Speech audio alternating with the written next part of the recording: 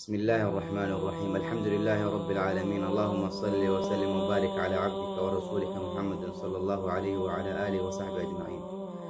اللهم أنت ربي لا إله إلا أنت، خلقتني وأنا عبدك وأنا على عهدك ووعدك ما استطعت، أعوذ بك من شر ما صنعت، أبوء لك بنعمتك علي وأبوء بذنبي فاغفر لي فإنه لا يغفر الذنوب إلا أنت.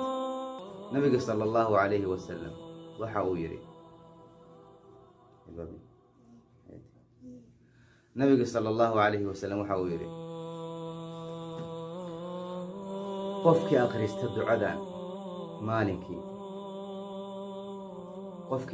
ducadan maalinkii asagoo yaqiinsan kadibna geeriyooda intaysan qoraxda dhicin ka hor dakhala aljanna.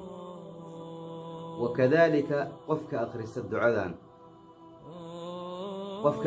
ducadan habeenkii asagoo yaqiinsan intaysan qoraxdu soo baxin ka hor dakhala aljanna.